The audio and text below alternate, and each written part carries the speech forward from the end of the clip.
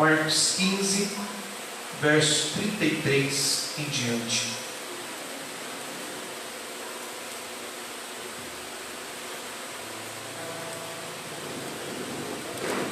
Marcos 15, 33. Quantos lembram aí qual é o tema da nossa campanha?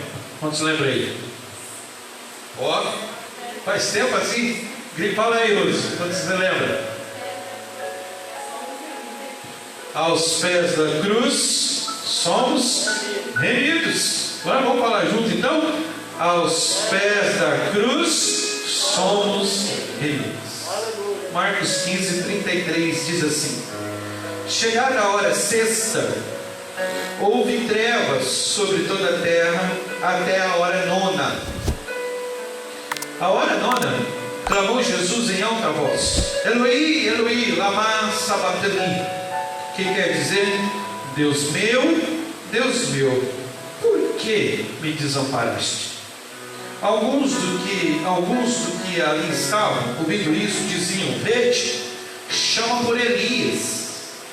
E um deles correu a embeber uma esponja em vinagre e, pondo-a na ponta de um caniço, deu-lhes de beber, dizendo: deixa, vejamos se Elias vem tirá-lo.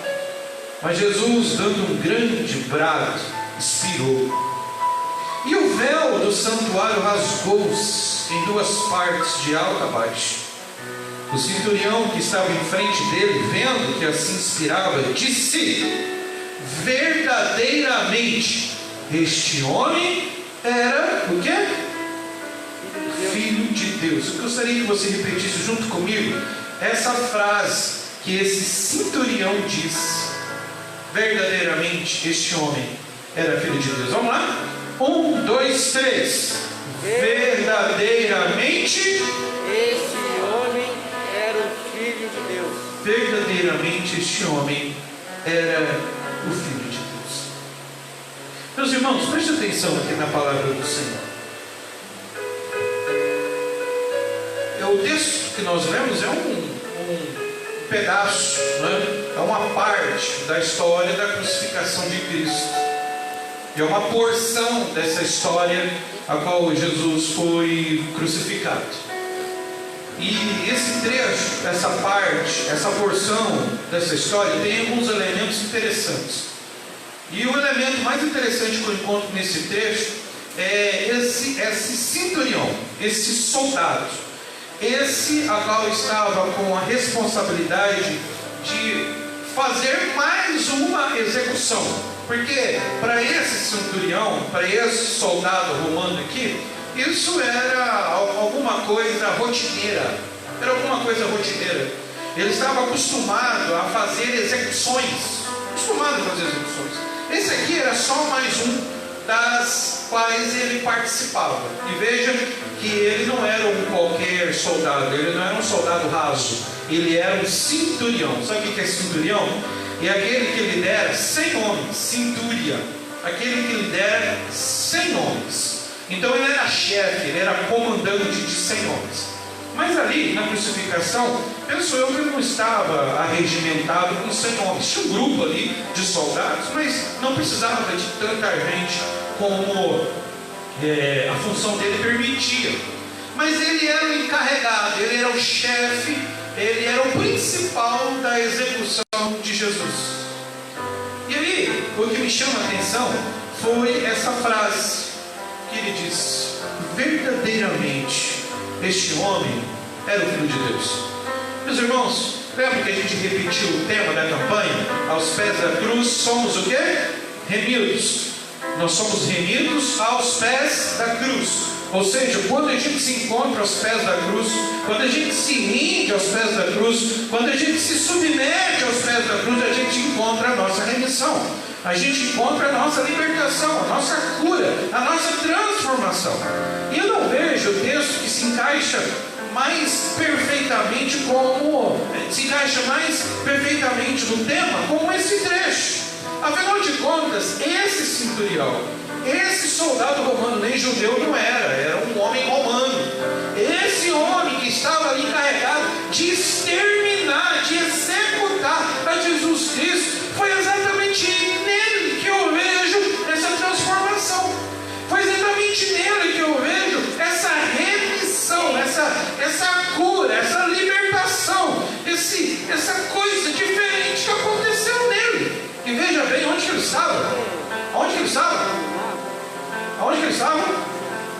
aos pés da cruz. Aos pés da cruz. Agora, a grande pergunta, não é? É exatamente essa. Como? Por quê? O que ele viu de especial? O que tocou nele? O que mexeu nele? O que fez ele mudar de ideia? Não é? Qual foi os sentimentos, as emoções que tomou conta dele? Vale lembrar, meus irmãos, vale lembrar o seguinte, veja bem, os da aliança, os da raça de Jesus, digamos assim, os da linhagem de Jesus, os judeus que também ali estavam fazendo atrocidades com Jesus. Tanto é que, se vocês reparavam aí na leitura bíblica, a hora que Jesus estava lá angustiado, dizendo: Deus meu, por que desamparaste? Uns chamavam assim: olha, ele está chamando por Elias, que era um profeta, a qual eles valorizavam muito. Olha, está chamando por Elias, né? Vamos ver se Elias vem libertá-lo. E aí outro, rapidamente, e esse trecho é muito interessante, rapidamente, um deles espetou uma esponja numa lança, colocou no vinagre e deu para Jesus sentir ou colocar na boca, não é? Então, vejam que os judeus estavam caçoando, estavam usando aquele cenário de sarcasmo, de sátira, estavam ali menosprezando o Jesus, o Salvador, aquele a qual era da linhagem, era da tribo de Israel. E um romano que não tinha nada a ver com a história, um soldado romano que para ele Messias era só alguma coisa dos judeus e nada mais do que isso. Não era a cultura dele, não era a história dele, não tinha nada, ele era romano. Então ele ouvia alguma coisa sobre Messias, ouvia alguma coisa sobre Jesus, mas nada mais do que isso. Messias para ele era uma lenda, Messias para ele era uma história de judeu. Mas quando ele estava aos pés da cruz, ele soltou essa frase: verdadeiramente, este homem é filho de Deus. Contrapartida, os da linhagem de Jesus, o povo de Jesus estava menosprezando, jogando fora a oportunidade que eles estavam tendo. O que ele viu, hein? O que ele viu? Meus irmãos, a primeira coisa que eu vejo aqui, preste atenção aqui, é uma coisa muito interessante, tá bom? Coisa muito interessante, olhe para mim aqui, você também que está na live, preste atenção no que eu vou dizer. Esse romano, ele não estava preso a alguma coisa que os judeus estavam. E eu vejo que muitos, hoje em dia, estão presos a isso que eu vou falar. Esse soldado romano, ele não estava preso a um sentimento que aprisiona muitos, e impedem de serem remidos, impedem de ser transformados, impedem de receber uma porção dobrada do Espírito Santo, impedem de sofrer uma mudança através do poder de Deus. Muitos estão aprisionados a um sentimento bobo de orgulho, a um sentimento preconceituoso de orgulho, a qual esse romano não estava, em hipótese alguma. E eu explico por que eu estou dizendo isso. Olha, muitos dos judeus que ali estavam, eu tenho isso no meu coração, isso não é bíblico, mas muitos dos judeus que ali estavam, eles tinham um certo admiração por esse homem chamado Jesus. Muitos respeitavam esse homem Jesus. Afinal de contas, muitos tinham visto ele fazer milagres, tinham visto ele transformar a água em vinho, tinham visto ele multiplicar pães, tinham visto coisas maravilhosas acontecendo. Muitos ali que estavam ali presenciando aquela cena horrível, respeitavam, admiravam, e eu posso dizer que o reconheciam como Messias. Só que é o seguinte, eles não queriam dar o braço, o quê? Torcer. Presos pelo orgulho, presos pelo preconceito de não aceitar o Messias como aquele a qual estava morrendo daquele jeito. Olha, vale lembrar o seguinte, isso me faz lembrar de um personagem muito importante judeu, muito importante, que ele admirava tanto Jesus, ele queria conversar tanto com Jesus, queria saber da inteligência dele, da sabedoria dele, dos ensinamentos dele, mas o orgulho era tanto que não permitia que os outros vissem ele procurar Jesus. E aí ele ia de noite. Quem era esse personagem? Nicodemos, um homem entendido das leis, um homem que conhecia as leis, que julgava. Nicodemos. Mas diz a Bíblia que ele foi atrás de Jesus na surdina, escondidinho, de noite, para que ninguém pudesse ver, por orgulho, né? O que tem? Não queria dar o braço a torcer de jeito nenhum, não queria que ninguém olhasse para ele e falasse: você está acreditando também? Você está reconhecendo também ele? Ah, que legal! Você está indo lá se prostrar diante dele? O orgulho era tanto que impedia ele de um homem que ele era, ir até lá diante de Jesus, onde todos estavam vendo. Então ele ia de noite. É por isso que eu volto a dizer que esse soldado romano, ele estava livre, porque ele era romano, não tinha nada com isso, ele não tinha nada a perder. Era um judeu que estava morrendo, simplesmente isso. Era um povo que estava matando alguém da linhagem dele, ele não tinha nada mais com isso. Então ele não estava preso a um orgulho bobo, mesquinho, preconceituoso. E quando ele viu o que viu, ele soltou essa frase: verdadeiramente, esse homem é filho de Deus. Eu estou dizendo isso essa noite, meu irmão, porque se você quer se remir de alguma coisa, se você quer que Ele te perdoe de alguma coisa, se você quer que Ele te transforme de algo que você tem sofrido, se você quer uma libertação, algo que Deus tem para você, escute: se você deseja algo forte de Deus para a sua vida, você que está na live aí, se você deseja que Deus entre na sua casa, mude o seu lar, mude o seu coração, a sua mente, mude tudo que está à sua volta, deixe desse orgulho bobo. Deixe desse orgulho bobo que te aprisiona e reconheça Ele como o único e suficiente Salvador de sua vida, em nome de Jesus. Deixa disso. Deixe que os outros pensem o que quiserem. Deixe que os outros falem o que pensarem. Deixe que os outros imaginem o que for. Eu quero reconhecer esse Jesus. Eu quero me render diante dele. Eu quero me prostrar diante dele. Eu quero me render aos pés da cruz. Muito bem, pastor. Eu entendi. Aquele soldado romano não estava preso de orgulho nenhum. Ele simplesmente reconheceu. Ele não estava nem aí em dar o braço a torcer. Ele simplesmente se submeteu e reconheceu ele como o Messias. O que ele viu então? O que pode me ajudar a sair desse pedestal que às vezes a gente se encontra, né? Sair desse orgulho mesquinho, preconceituoso, bobo, e se humilhar diante desse Deus, né? Olha só, preste atenção. O que ele viu? Eu quero que você olhe para a Bíblia. Olha lá, olha só que interessante, o verso 39. Olha o 39. O centurião, o que diz aí? E o centurião, que estava onde? Onde ele estava? De frente dele. Vendo que assim, clamando, expirava. A minha versão diz um pouquinho diferente. A minha versão diz assim: o centurião que estava em frente dele. Aqui fala de frente, não é? Mas de frente. Imagine você. Tente visualizar a cena, a cruz. Veja a cruz agora na tua cabeça. Veja Jesus nela, sangrando, com a cruz de espinho, aquela figura assim, triste, não é?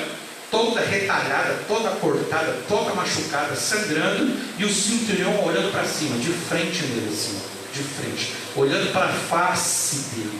Ele viu os gestos de Jesus. Ele viu o olhar de Jesus, irmã Hilda. Ele viu as expressões de Jesus. Ele viu Jesus ali como estava, dilacerado, mutilado, angustiando, sangrando, doendo. Mas ele viu de frente com Jesus. Ele não perdeu nenhum momento. Ele não perdeu nenhuma cena. Ele visualizou Jesus. E isso mexeu com ele. Ele viu as palavras de Jesus. Olha só, ele escutou Jesus dizer: Deus meu, por que me desamparaste, ele viu a sensação horrível de alguém na cruz. E só quem enxerga isso, só quem vê isso, esquece desse orgulho, esquece desse preconceito e faz assim, ó, se rende a esse Jesus Cristo. Se rende a esse Jesus. Ô meu irmão, sabe o que foi isso?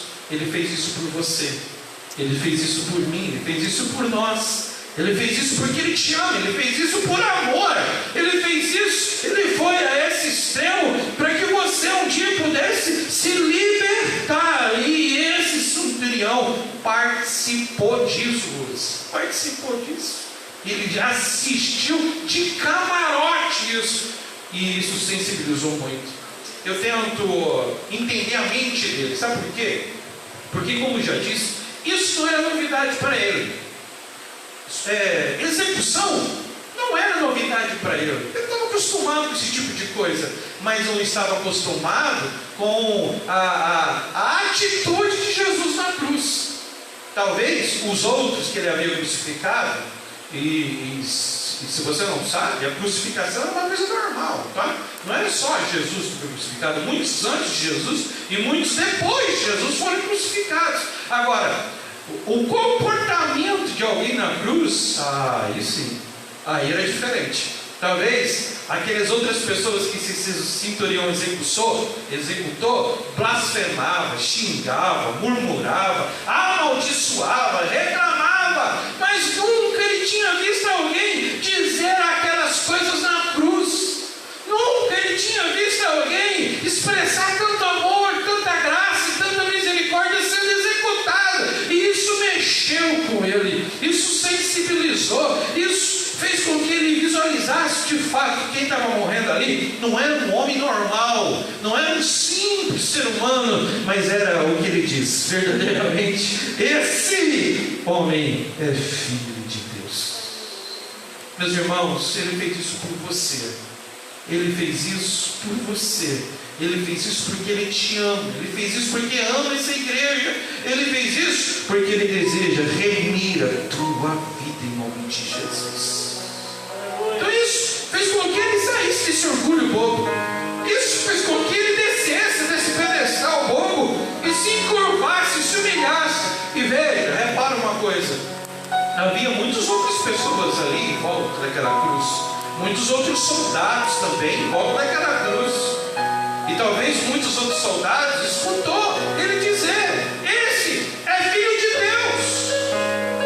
E ele não estava nem aí com os outros dissessem a seu respeito. Ele queria era expressar, ele queria era falar do que ele estava sentindo. Isso ajudou ele a desvencilhar de qualquer tipo de prisão, de ressentimento orgulhoso. Agora, o que mais? Eu vejo outra coisa interessante que ele viu. Olha só, o verso 33 usa uma medida de hora diferente ali. Olha o que diz o verso 33. E chegando a hora sexta. Que hora é essa aí? Quem sabe? Meio-dia. Meio-dia, hora sexta. Houve trevas sobre toda a terra até a hora nona. Que hora que é essa? 3 da tarde. 3 da tarde. Então, do meio-dia às 3 da tarde, virou noite. Virou noite. Todo mundo que estava ali viu aquilo. Todo mundo que estava ali em Jerusalém viu aquilo. Do meio-dia às 3 horas da tarde, virou um breu só, escureceu. Eu estive lendo alguma coisa a respeito disso. E um autor disse que foi bem parecido com uma das pragas do Egito. Lembra uma das pragas do Egito, né? Foi 3 dias o quê? De completa escuridão. E aí, do meio-dia às 3 horas da tarde, o sol deixou de brilhar. Pensa nisso. Pensa nisso, irmão Vladimir. O sol deixou de brilhar. O centurião estava vendo aquilo. O centurião estava observando aquilo. Isso foi um sinal notável. Isso foi um sinal fantástico. Meu irmão, é claro que hoje ainda a gente não viu esse tipo de coisa acontecer. Muito embora existam os eclipses aí, mas o que aconteceu lá não foi eclipse não. Foi um apagão do sol generalizado. Não é? Sinais. Mas eu tenho certeza que você já viu um sinal de Deus na sua vida. Tenho certeza que você já testemunhou um sinal de Deus na sua família, um sinal de Jesus Cristo na sua vida, um sinal de Jesus na vida do seu filho, no seu cônjuge, ou alguém ao seu redor. São sinais que a gente vê ali nas maravilhas e do poder de Deus. Diante dessas coisas, a gente só tem uma para falar: verdadeiramente, este homem é filho de Deus. É filho de Deus. Sem contar as outras coisas, tá? Que eu não sei se ele viu. Mas, por exemplo, o véu do templo se rasgou. Lá no templo, ele estava lá no Monte Gólgota. Mas lá no templo o véu se rasgou. E se você conhece a história, sabe que quando Jesus bradou e expirou, houve um terremoto. Ele estava ali. Ele viu a terra chacoalhar. E para quem não sabe também, quando Jesus bradou e expirou e a terra tremeu, lá no cemitério, muitos sepulcros foram abertos e pessoas foram o quê? Ressuscitados. Oh, o que a gente vai dizer diante das coisas dessas? O que a gente vai dizer quando a gente escuta testemunhos aqui maravilhosos de cura, de libertação? O que a gente diz quando a gente percebe uma vida que está sendo transformada, uma vida que está recebendo bênção, que Deus está operando a vida dela? O que a gente diz a não ser que verdadeiramente este homem é filho de Deus? Eu estou tentando traduzir algumas coisas aqui para você nessa noite. Eu estou tentando fazer com que você se renda aos pés da cruz. Se renda aos pés da cruz. Pastor, mas o que? O que? Deixa para lá. Para que seu orgulho teu. Para que seu orgulho teu. Mas pastor, não, deixa para lá. Deixa para lá em nome de Jesus. Ei, é palavra de Deus ao teu coração nessa noite. Pastor, mas o que vamos? Não, deixa para lá. Deixa o seu orgulho seu aí. Deixa que fale de você, estou nem aí. Deixa que digam de você, estou nem aí. Eu quero reconhecer eu quero ser redimido, eu quero ser curado, eu quero ser liberto. Eu quero que Jesus preencha a minha vida com a paz dele. Aleluia. Faça isso em nome de Jesus. Faça isso em nome de Jesus. E Deus vai te presentear em nome de Jesus. Quando você entende essa palavra aqui, diga comigo. Fique de pé em nome de Jesus.